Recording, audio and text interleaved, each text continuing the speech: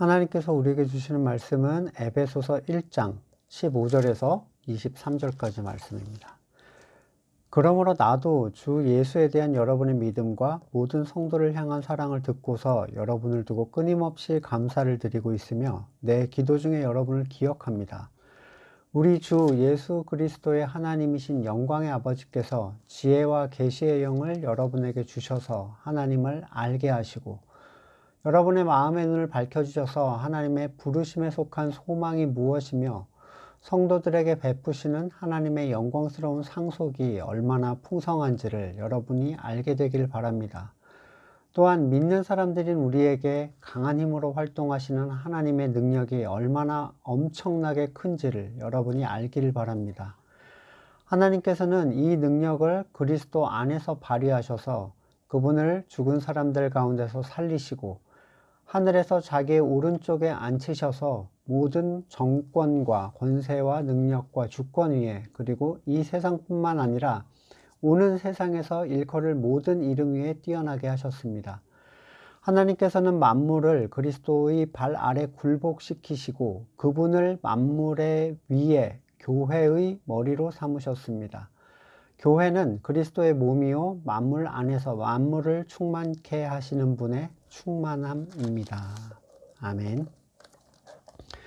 참된 성도에게 정상적인 감사의 제목은 하나님의 뜻이 교회 가운데 이루어지는 것이에요. 그가 진심으로 그걸 소망하고 간구했는데 그게 들어져서 그래서 감사를 드리는 거죠. 앞에서 말했던 찬양의 이유 기억나시죠? 하나님의 백성에게 하나님의 구원이 이루어지는 일들로 찬양이 드려집니다. 바울은 오늘 본문에서 그러므로 라는 그 앞에서 뭘 얘기했었죠? 찬양의 제목들을 얘기했었고 이것이 그들에게 이루어졌으므로 여러분을 두고 하나님께 감사를 드리고 있다라고 얘기를 합니다. 그러니까 하나님의 구속사역에 관한 일들이에요. 이 감사의 제목은. 이게 성도에 대한 사역자의 간구이자 또한 감사의 제목이 되는 거죠. 바울은 성도들을 보면서 어떤 부분에 대해서 감사를 드리고 있습니까? 성도가 세상으로 잘 돼서 감사를 드리는 게 전혀 아니죠. 또는 성공적인 교회 건축이나 많은 교세에 대한 그런 세속적 감사가 아닙니다. 분명하게 두 가지를 놓고 감사를 드리는데 성도에게 일어난 일을 놓고 첫 번째는 성도들의 주 예수에 대한 바른 믿음, 진짜 믿음을 얘기하는 거예요. 이 믿음은 가치 없는 나의 의를 부정하고 하나님의 의이신 예수 그리스도를 믿음으로 얻는 의를 내 의를 부정함으로써 삶으로 인정하는 모습들이 그 성도들한테 반드시 나타나야 됩니다. 그러니까 이걸 인정하는 사람은 의를 채우기 위해서 사람의 일을 하지 않습니다. 이 가치가 얼마나 귀합니까? 이것은 세상의 눈으로 볼 때는 아무것도 하지 않는 사람이 될지도 모르지만 성도의 눈으로 볼 때는 하나님께 의롭다 하심을 얻은 사람이 됩니다. 아버지의 뜻이 하늘에서 이룬 것 같이, 그렇죠? 예수님께서 이루어 주신 그 의가 땅에서도 이루어지는 그 사람, 바로 참으로 교회가 된 사람이죠. 당연히 감사의 제목이 됩니다. 두 번째 찬양의 제목은, 감사의 제목은 바로 그 사람들이 서로 사랑하고 있다는 사실이에요. 참된 교회의 특징이 그들에게서 분명하게 드러나는 겁니다. 성도에게 있어서 사랑의 대상은 내가 성도라고 주장하거나 또는 교회에 등록된 사람이 아니라 그리스도의 의로 인하여 의롭다 하심을 얻는다는 사실을 자기의 의를 부정함으로써 증명하는 사람들이에요. 그게 진짜 성도죠. 오직 이렇게 행하는 사람만이 그리스도의 의를 자기의 의로 인정하는 사람이고 오직 이 한 가지 사실로 그를 성령으로 인치셨다라는 13절의 말씀을 확신할 수가 있고 오직 이 한 가지 사실로 인해서 그는 머리 대신 그리스도에 연결된 다른 성도와 동일한 몸이 됩니다. 그와 나의 소망은 하나이고 찬양의 제목도 하나이고 미래에 차지할 유업도 하나예요. 성도는 하나로서 그 가치를 얻는 동일체일 뿐 내가 그보다 더 나은 존재가 될 수 없고 못하다고 생각해서 우울할 필요도 없습니다. 한 성도가 그리스도에 대한 진실한 신앙 고백을 한다는 것은 다른 성도가 그를 사랑할 충분한 조건이 되는 거예요. 이 신앙 고백은 사도신경을 믿느냐 또는 암송하느냐의 문제가 아닙니다. 실제적으로 자기의 의를 어떻게 대우하는가의 문제겠죠. 바울은 이 두 가지 사실이 그 교회 안에서 일어남을 두고 너무 감사하고 있고, 또한 이 사실에 근거하여 기도 중에 그들을 위한 중보의 기도를 하고 있습니다. 여기에서 이제 중보 기도의 진수가 드러나요. 중보 기도란 무엇인가? 바울의 중보 기도를 보시면 먼저 그들이 그리스도의 의를 추구하는 참된 성도여야 돼요. 누군가를 중보하려면. 두 번째로 그들이 서로 사랑한다는 귀한 가치를 전제로 그들이 더 진리로 깊게 들어가게 하기 위한 기도입니다. 위에서 언급한 교회적 가치에 합당한 사람들을 위한 기도. 그 기도는 하나님의 나라가 그들에게 이루어지기를 원하는 기도고, 그로 인해서 하나님께서 하나님의 방식대로 영광 받으시길 원하는 기도죠. 바울이 지금 하는 중보 기도는 모두, 이 기도의 내용이 모두가 뭘 중심으로 하고 있냐면 무엇인가를 알게 해달라는 주제로 초점이 맞춰지고 있습니다. 그래서 하나님을 알고 요렇게 세 가지를 알게 해주십시오. 그러니까 간단하게 요약을 하자면 참된 성도가 무엇인가를 알게 된다면 그는 그 알게 된 진리의 사실을 따라서 가치를 누릴 수가 있어요. 그러니까 불이 뜨겁다라는 사실만 아는 존재는 짐승이죠. 불 가까이 안 갑니다. 하지만 불의 진짜의 가치를 아는 존재, 불을 활용할 줄 아는 존재는 인류로서 이 세상에 서 있잖아요.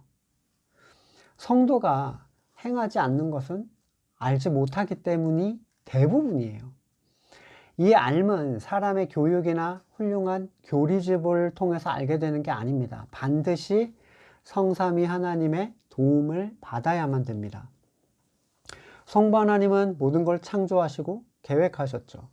그리고 성자 하나님께서는 하나님의 구원 사역의 핵심을 자기 몸으로 이루어내셨어요.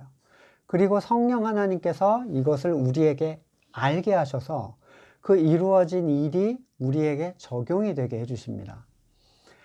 하나님과 예수님의 일은 이미 이루어졌지만 그 일이 우리에게 적용되게 하는 일은 약속하신 성령님의 도우심을 따라서 우리에게 일어나는데, 이 진리의 성령님을 뭐라고 하냐면 가르쳐 주시는 분, 또 도와주시는 분, 깨닫게 하시는 분, 이런 표현들을 쓰는데, 바울이 성도들에게 먼저 알게 해주시길 간구하는 것은 17절에 말하듯이 하나님 당신 자신을 알게 해달라. 우리 호세아서에서도 나오죠. 힘써 알자. 하나님을 힘써 알자. 자, 거듭나서 하나님께 기도를 드리고 하나님을 아버지라고 부르지만 사실 정작 거듭난 사람들은 하나님을 잘 알지 못합니다. 하나님을 아는 일이라는 것은 항상 진행형이에요. 하나님은 알면 알수록 너무 무궁무진하셔서 자신이 알고 있던 그 사실이 얼마나 작은 것이었는지를 발견하게 만드시는 분이에요. 오죽하면 천국이 영원토록 하나님을 알아가는 즐거움을 누리는 곳이다 라고 얘기를 하겠습니까? 하나님을 안다는 것은 여느 책에서처럼 하나님이라는 존재에 대하여 요약 정리해 놓은 성품과 능력을 인지하는 게 아니에요. 이것은 오직 성령님께서 하늘에 속한 지혜를 주셔야만 알 수 있는 것들이고, 사람의 이성으로는 자기는 깨달았다고 생각할 수 있지만 그건 아는 게 아닌 상태죠. 모두가 아는 하나님은 각자의 체험 그리고 영적 지식의 깊이에 따라서 서로가 달라요. 내가 아는 하나님과, 그러니까 바울이 아는 하나님과 제가 아는 하나님은 깊이적 차원에서 다르다는 거예요.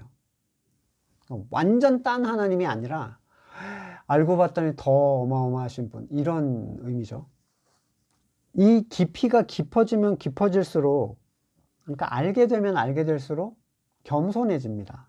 그러니까 이제 막 거듭난 사람은 처음 이제 눈이 확 열리면 다른 세계를 내가 처음 봤으니까 막 흥분이 돼요. 그리고 이제 아직 눈을 뜨지 못한 사람들을 봤을 때 답답하기도 하고 화가 나기도 하고.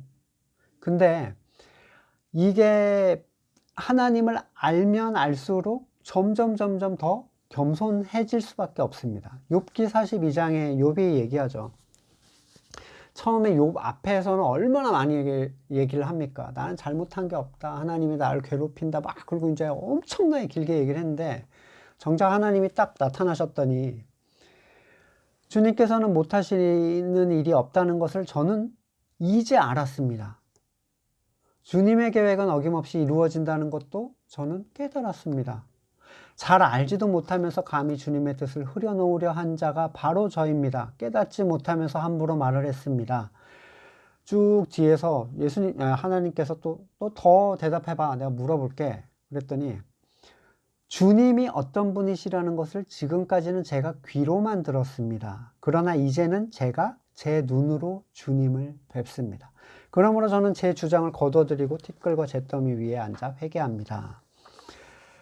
사실 욥기를 보면 사람들이 할 말이 많죠. 어떻게 이럴 수가 있어요. 이렇게 깨끗한 사람한테 하나님 사탄한테 자랑 좀 하시려고 말이에요. 막 이렇게 이제 막 할 말이 부글부글 해요. 근데 정작 욥 자신은 어땠겠어요? 하지만 욥은 이전까지 들어서 알고 있던 하나님을 눈으로 뵙고 자신이 무지하게 했던 말들을 철회하고 회개를 합니다. 심지어 하나님은 왜 그 일을 행하셨는지에 대해서 욥한테 한마디도 안 알려주셨어요. 야, 내가 사실은 이런 얘기를 안 하셨다는 거예요. 근데도 욥의 반응은 이렇습니다. 자, 욥이 겸손해진 이 상황이 이해가 가세요?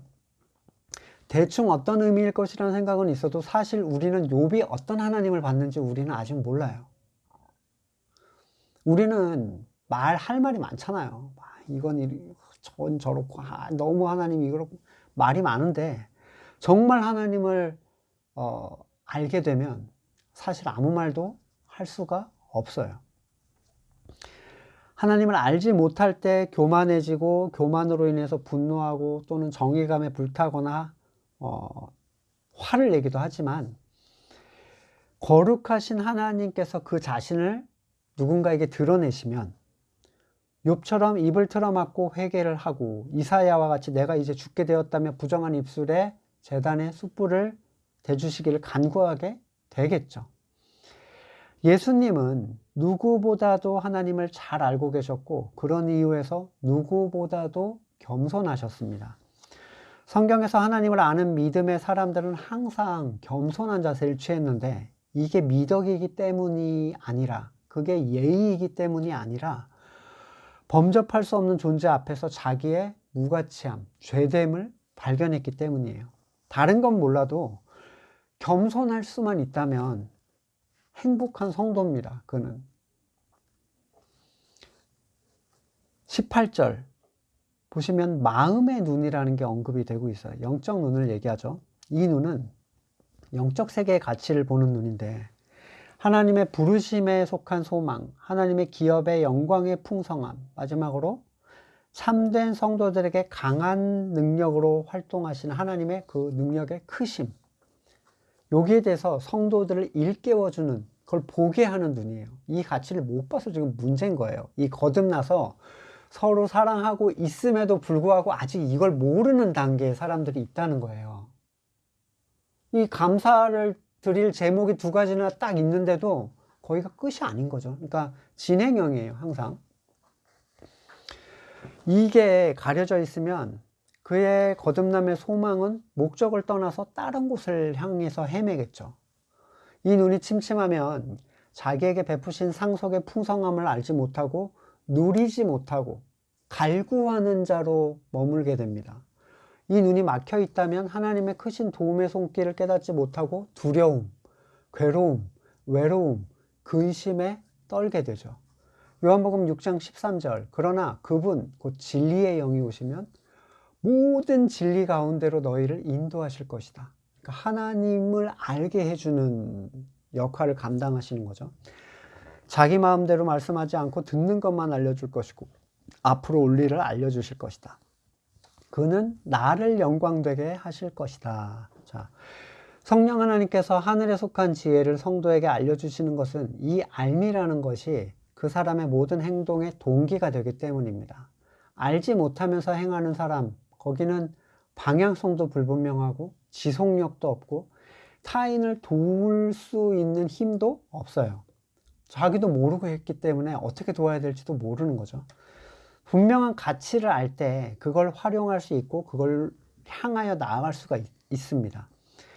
바울이 거듭나서 믿음으로 그리스도의 의를 향하며 그러한 존재들을 사랑하고 있는 이 참된 거듭난 교회에게 정말 너네가 알기를 바라는 것, 마음의 눈을 떠서 알기를 바라는 것, 이 세 가지, 이건요 지금 거듭난 사람들한테도 얼마나 필요한 중보겠어요. 이 세 가지의 중보는.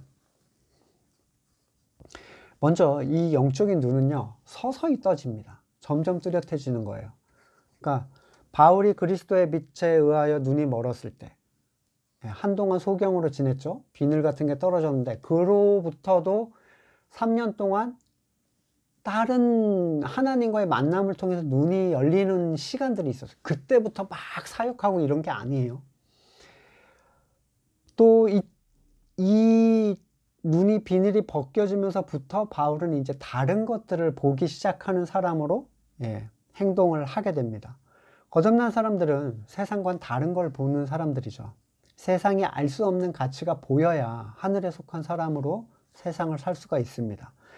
마가복음 8장 23절 예수께서 그 눈먼 사람의 손을 붙드시고 마을 바깥으로 데리고 나가서 두 눈에 침을 뱉고 그에게 손을 얹으시고 물으셨다. 무엇이 보이느냐?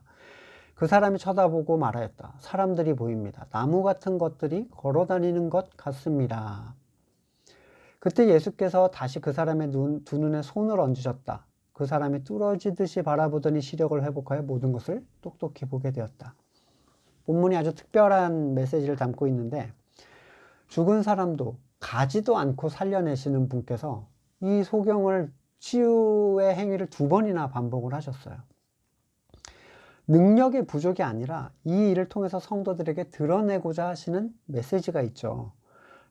성도들의 영적 눈이 점점 그리스도를 통하여 밝아지는 모습을 보여줍니다.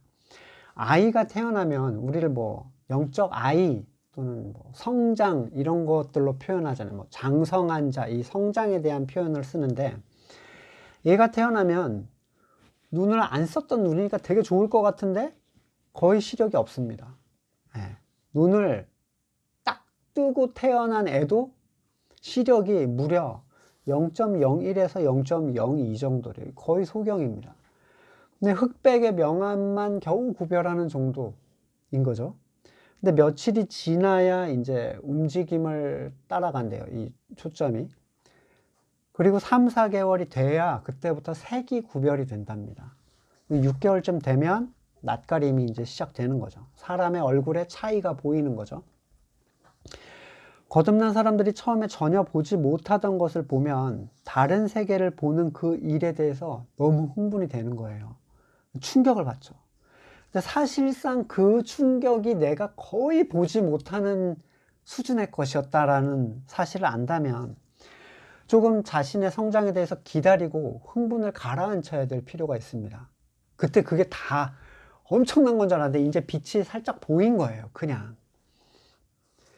이것을 알지 못하는 경우에는 이제 마음이 너무 높아져서 흥분이 되는 거죠. 그래서 막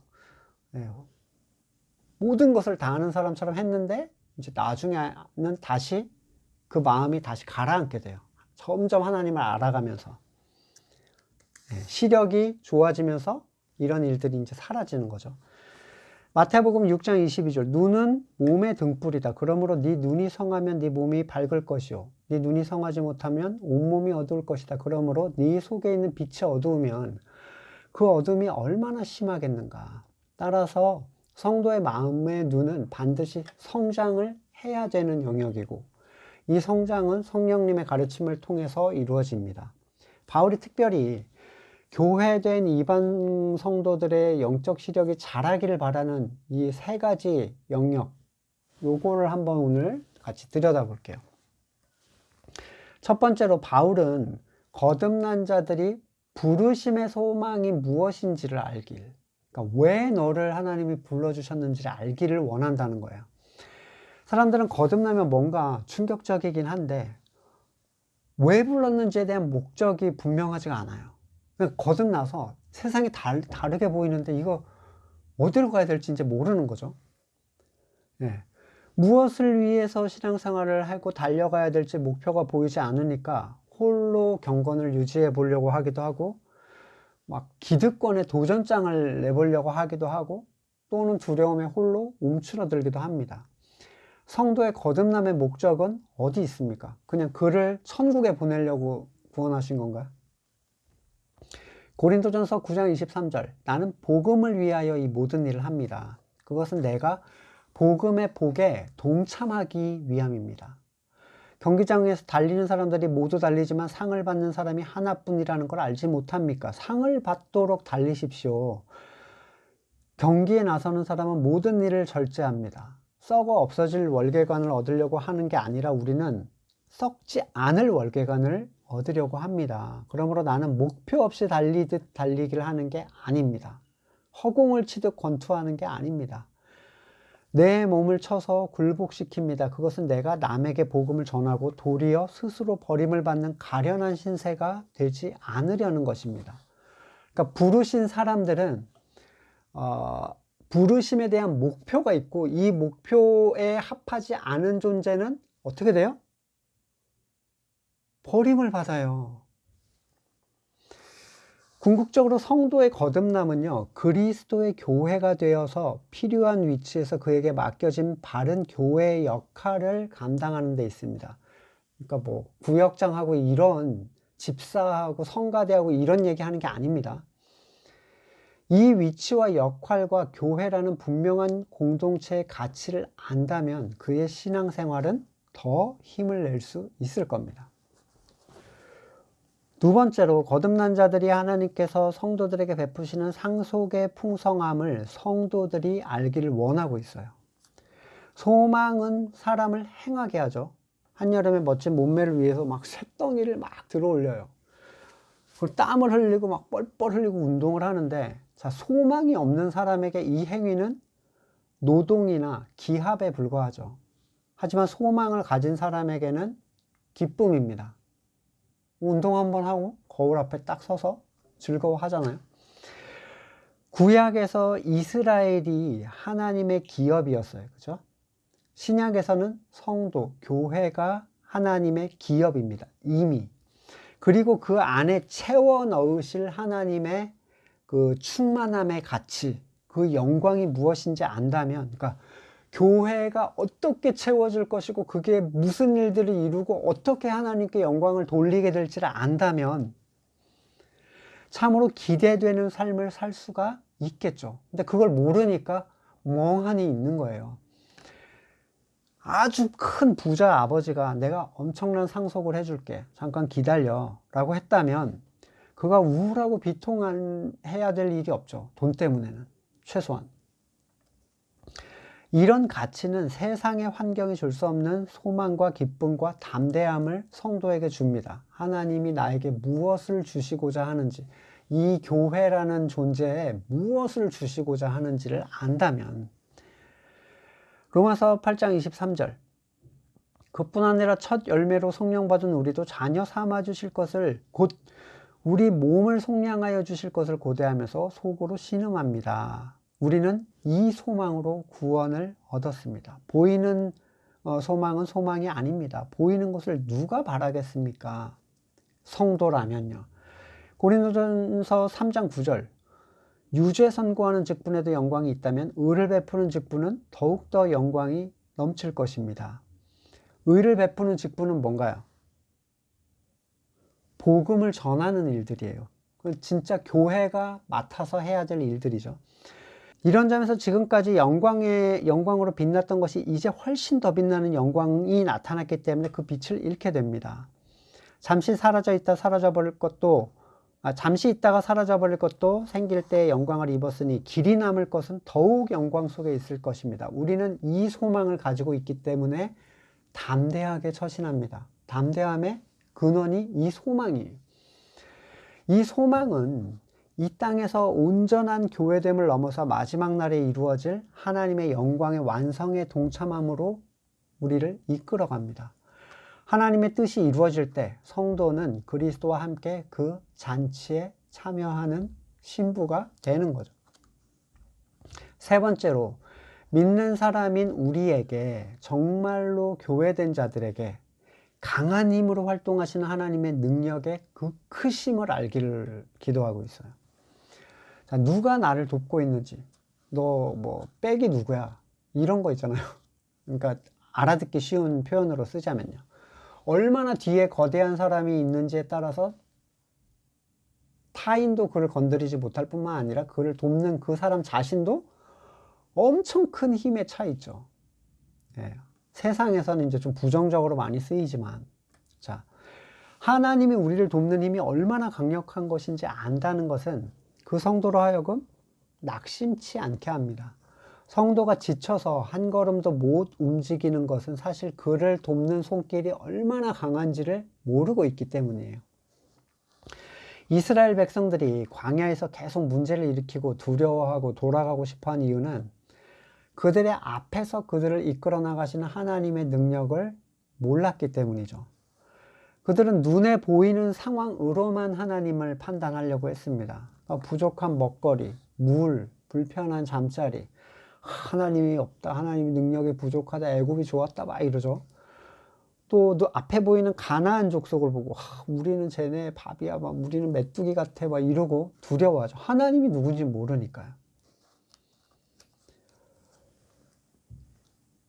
무엇이 성도를 두렵게 하는가? 만약 그 사람이 정말 하나님의 백성이고 하나님께서 그를 위해서 독생자의 생명까지 아낌없이 주셨다면 다른 세상에 속한 모든 것에 대하여 눈에 보이는 상황이 우리의 마음에 합하지 않는다고 해서 의기소침해하고 두려워하고 근심할 이유가 없어요. 하나님이 얼마나 강력한 힘으로 우리를 이끌고 가시는지에 대한 성령을 통한 지식이 없기 때문입니다.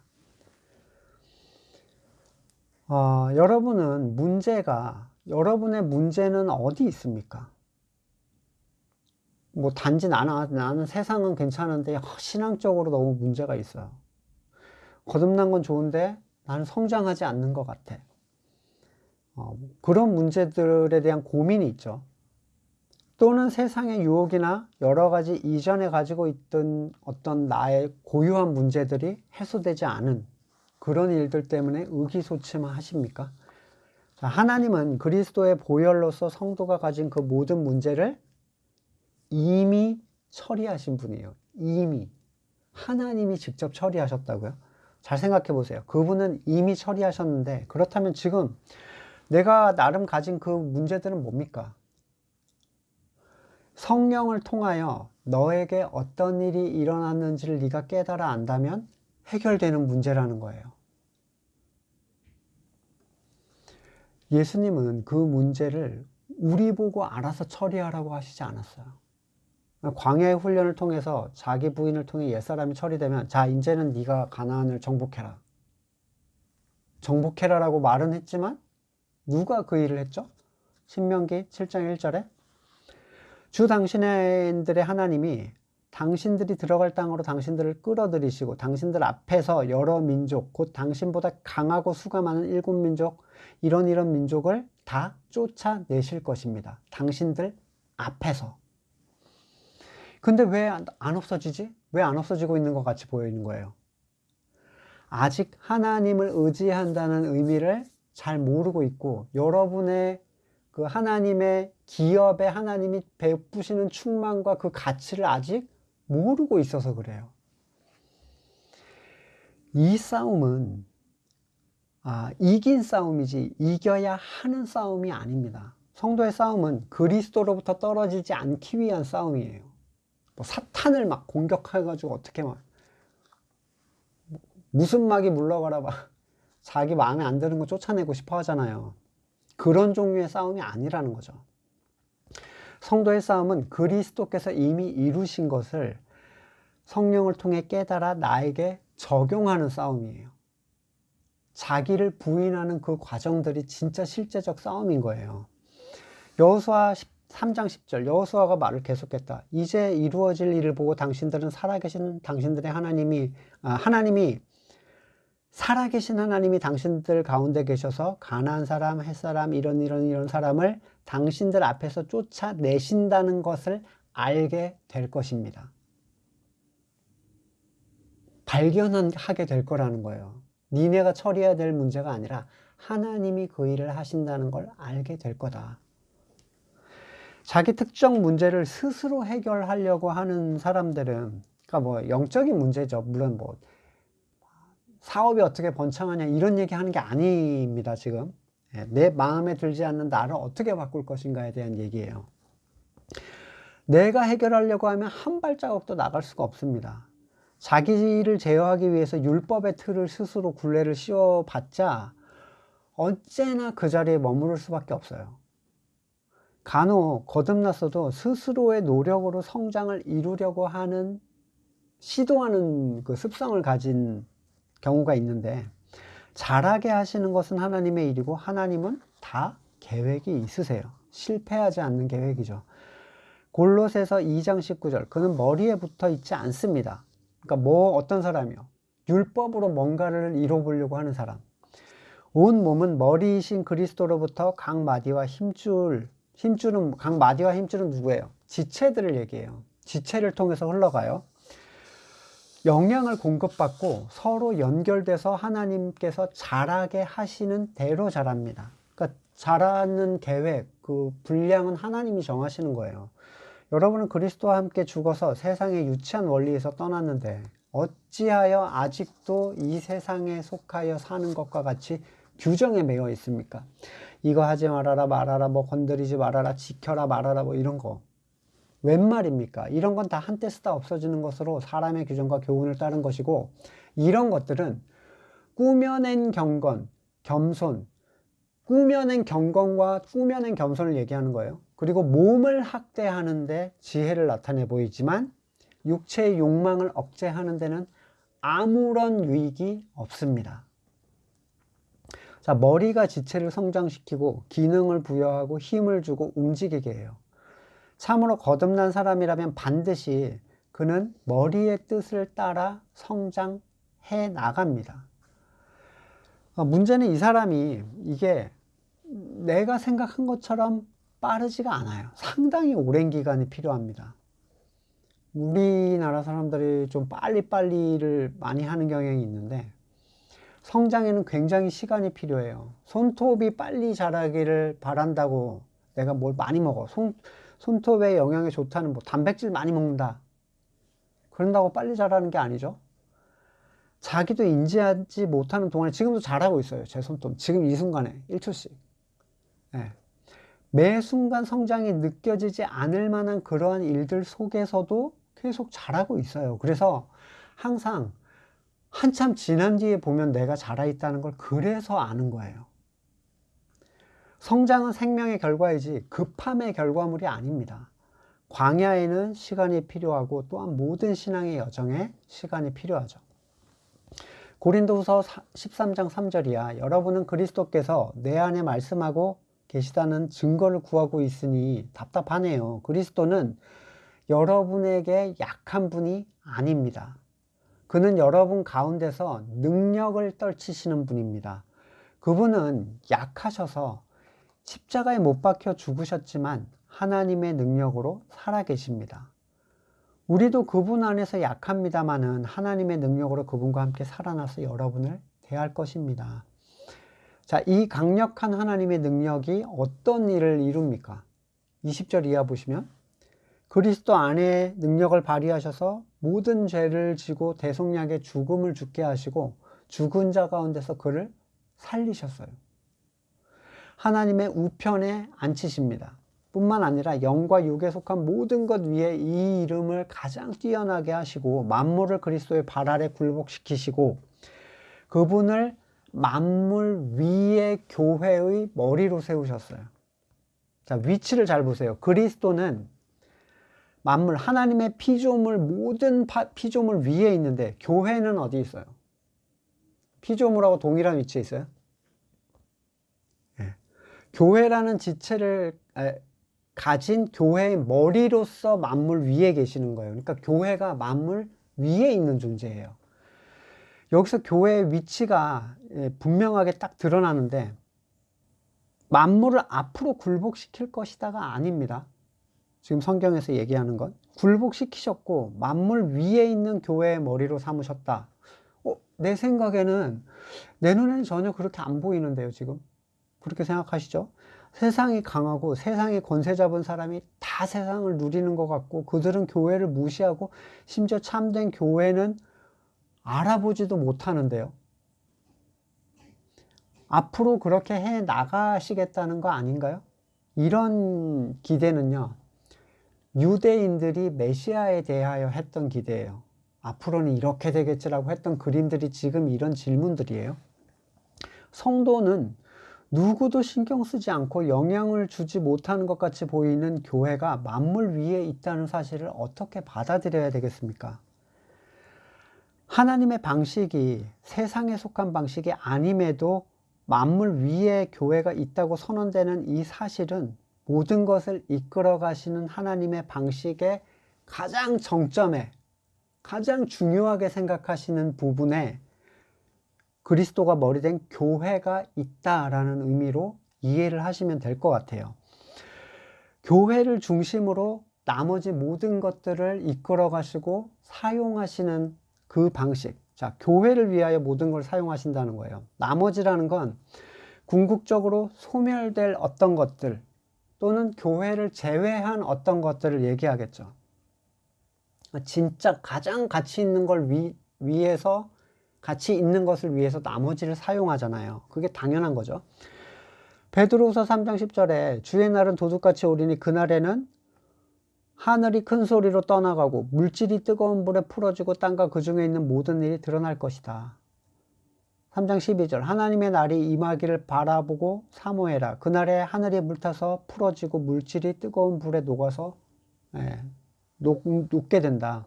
이 말이 정확하게 무슨 의미인지는 알 수 없지만 세상에 속한 모든 것이 영원하지 않다라고 지금 얘기를 하고 있는 거예요. 하나님은 교회를 위하여 나머지 것들을 사용하시는 분이에요. 이런 이유에서 그의 나라와 의를 구하는 참된 교회의 지체라면 나머지의 모든 것은, 그의 나라와 의를 제외한 나머지 모든 것은 하나님의 지혜에 따라서 성도에게 더해지는 거예요. 그리스도가 세상의 눈에 부족해 보이죠. 세상의 눈에 억울해 보여요. 세상의 눈에는 가치가 없어 보여도 성도에게는 그리스도가 다르게 보입니다. 고린도전서 1장 24절 부르심을 받은 자에게는, 오직 이 사람들에게는 그리스도는 하나님의 능력이요 하나님의 지혜다. 그러니까 모든 것을 그리스도가 머리 대신 교회 아래 두신 하나님께서 그 머리 대신 아들과 그 하나 된 지체를 위하여 모든 것을 사용하는 것이 당연한 거 아니겠습니까? 로마서 8장 32절 자기 아들을 아끼지 않고 우리 모두를 위하여 내주신 분이 어찌 그 아들과 함께 모든 것을 우리에게 선물로 거저 주지 않으시겠습니까? 히브리서 1장 14절 보세요. 천사들은 모두 구원의 상속자가 될 사람들을 섬기도록 보내심을 받은 영들이래요. 여러분, 섬긴다라는 표현은요, 밑에 사람이 위에 사람을 대하는 태도예요. 그러니까 그리스도의 지체가 된 교회로서 누리는 권리예요. 그게 천사가 성도들을 섬겨주는 일까지 하고 있다는 거예요. 천사가 그러고 있는데 다른 만물이 교회 위로 올라올 수가 있겠습니까? 성도는 그리스도의 지체이자 형제들이죠. 마지막 절에서 바울은 교회가 무엇인지에 대해서 분명하게 선언을 합니다. 교회란 그리스도의 몸이죠. 그리스도께서 어떤 분이시고 어떻게 그분과 소통하고 무엇을 위하시는 머리라는 사실을 안다면 결코 사람이 만들어 놓은 교회랑 헷갈릴 이유가 없습니다. 우리가 교회라고 배워왔던 것들 있죠. 그냥 의뢰의 교회 간다, 교회에서 만나자. 그래서 건물화돼 있고 사람이 만든 조직화가 돼 있잖아요. 거기서 만든 일들이 교회 일이 됐죠. 교회는요, 세상에 속한 자들의 눈에 보이지 않습니다. 그러니까 성도라 해도 그들은 보지 못해요. 그게 성도인지 아닌지 알아보지 못한다는 얘기예요. 그럼에도 불구하고 그 지체들은 한 몸으로서 다른 지체와 소통하고 있고 머리를 향한 소망 하나로 연합이 됩니다. 자기 의와 자기 선을 추구하는 사람은 절대로 머리를 인정하는 교회라고 얘기할 수가 없어요. 지체는 오직 머리에 자기의 모든 걸 맡기는 존재예요. 왜요? 거기에만 지혜가 있거든요. 나한테 그 지혜가 없어서 나는 그분께 맡기는 거지 양보해드리는 게 아니에요. 이 교회는 만물 안에서 만물을 충만케 하시는 분의 충만함 그 자체이다. 말이 좀 어려운데 교회는 보이지 않지만 만물 안에 있죠. 천국에 있는 게 아니에요. 교회는 지금 이 세상 안에 있어요. 이 충만이라는 건 어떤 거냐면 가득함을 뜻하는데 만물을 충만하게 할 때 사용되는 그 충만의 본질이 교회라고 표현이 되는 거예요. 충만함 자체예요. 교회가 만물을 채우는. 쉬운 말로 표현하자면 교회의 머리 대신 예수님은 교회를 하늘의 것으로 충만케 채우시고 또한 교회를 통해서 만물이라는 어떠한 것을 충만하게 채우시는데 예수님은 먼저 성령을 통해서 교회를 채우시죠.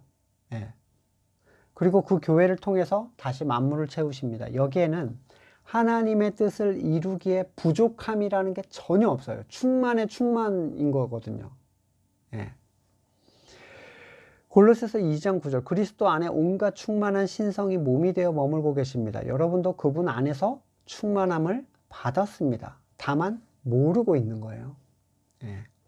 만물이라는 건 그럼 도대체 뭐냐? 이제 이 얘기를 하고 마무리를 하겠는데 에베소서는 뒤쪽에서 이 충만에 대해서 자세하게 좀 설명을 합니다. 뒤쪽으로 넘어갈수록 더 분명해지는데 먼저 만물을 충만하게 하신다는 의미는 전 인류를 얘기하는 게 아니죠. 두 번째로 우주나 세상의 어떠한 피조물을 얘기하는 게 아닙니다. 예수님께서 지구도 충만하게 하시고 화성도 충만하게 하시고 꽃과 나무와 고양이도 충만하게 하시기 위해서 십자가를 지시고 교회의 머리가 되셨는가? 그러니까 소멸될, 다 불에 타서 풀어 없어질 또는 그분의 세상이 아니라고 말하신 그 영역을 충만하게 하기 위해서 만물은 이미 창세 때 하나님이 보기 좋게 하나님 마음에 딱 들게 만들어 놓으셨어요. 그러니까 더 채워야 할 어떤 것이 없습니다. 문제는 누구죠? 문제는 인간이에요. 만약에 만물에 뭔가를 채워야 된다라는 것이 필요하다면은 하나님의 창조는 뭔가 불완전한 것이었다라고 얘기할 수밖에 없겠죠. 반면에 하나님의 것으로 충만케 되어야 할 만물이라는 게 있는데 이게 바로 하나님께서 택하신 사람들을 의미합니다. 교회가 이미 된 자뿐만 아니라 교회로 부르시기로 예정된 사람들, 아직 그들은 교회가 아니에요.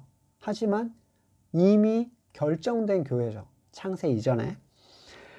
그들을 채우시는 충만함, 충만함으로 사용되는 이 헬라어 플레로는요, 성령을 통한 본질적 변화예요. 그러니까 영적 본질적 변화.